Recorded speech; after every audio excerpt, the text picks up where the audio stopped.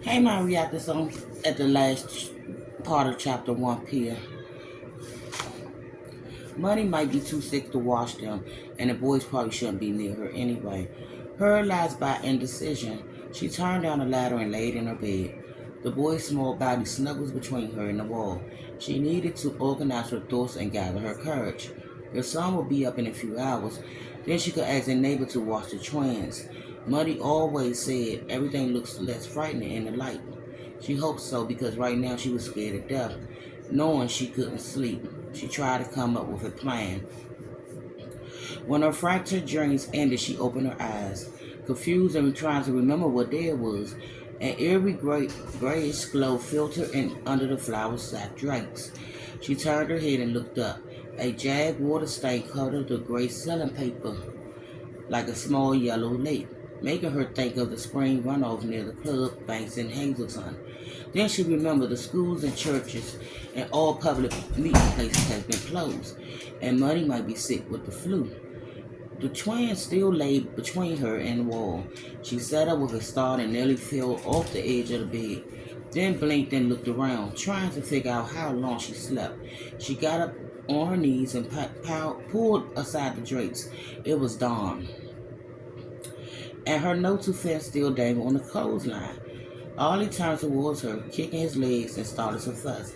Max was starting to wake up too. Dang. She picked Ollie up and bounced him on her hip, her eyes fixed on Finn's window. Shh, Ollie boy, she said, patting his back. Everything's going to be all right. She watched Finn's window for another second. No one moved behind the glass. Had they taken his brother to the hospital, or were they all sick? Ollie started to whine. His face turned red, his small hands in his fists. I know, she said to him. You want your mommy. Have you had enough of me? She got down from the bed, snuggled his cheeks against hers, and moved towards the bedroom. All right, I'll take you to your mommy. Then she stopped and glanced over her shoulders at Max. Stay here, there. Good boy. I'll be right back. Max blinked and grinned at her, still half asleep, while Ollie howled in her ear, loud enough to wake the people next door. She started towards the bedroom again, a growing surge of fear coursing through her, making her chest hurt. Surely Muddy could hear Ollie crying. Why hadn't she come out to see what's wrong? Pia knocked lightly on the door. Muddy, are you up? No answer. Muddy. Pia opened the door and entered slowly, keeping her eyes down in case her mother was dressing. I'm sorry to wake you, but Ollie's hungry. I fed him some Melican a while ago, but then she looked up and went rigid. Muddy laid on her side in the bed, her closed hands frozen at her throat, her mouth agape as if stuck mid-scream.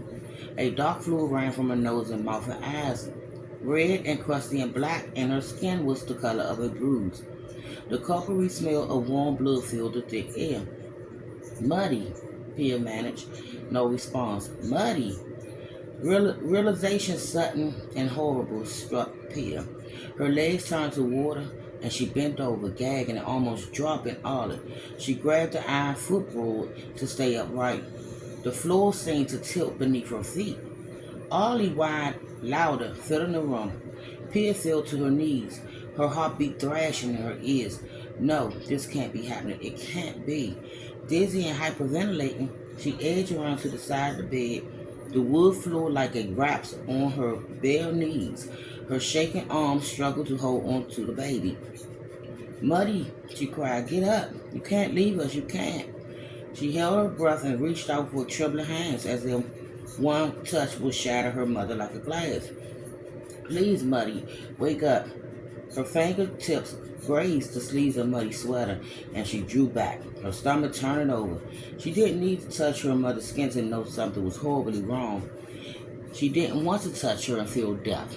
Grabbing the side of the damp mattress, she pulled herself to her feet, put a hand on Muddy's shoulders, and shook her. Muddy's body wobbled back and forth like a life-size doll lying on a shelf. A scream built up in Pia's throat, but she clenched her teeth against it. She fell to her knees again and let Ollie slide to the floor her arms too weak to hold him. He laid on his back, his face red, and cried harder. In the other room, Max started whining too. Pia buried her face in her hands and squeezed her eyes shut, hoping the image of her dead mother would be gone when she opened them. This can't be true. It can't be. Muddy is not dead. She's not.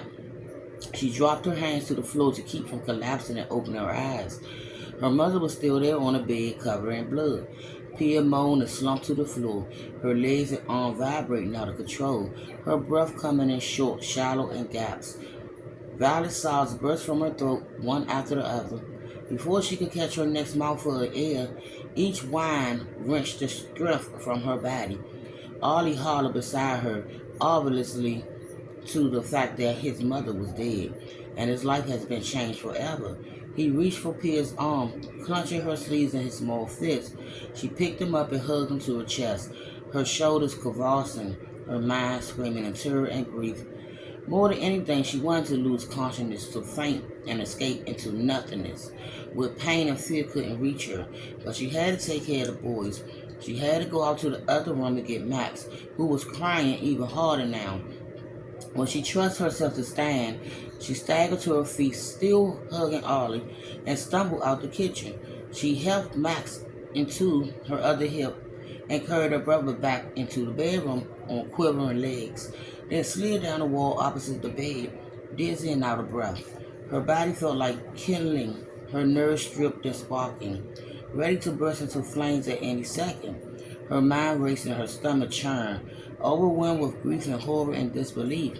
How could Muddy be dead? Dead. She rarely caught a cold. How could she catch the flu?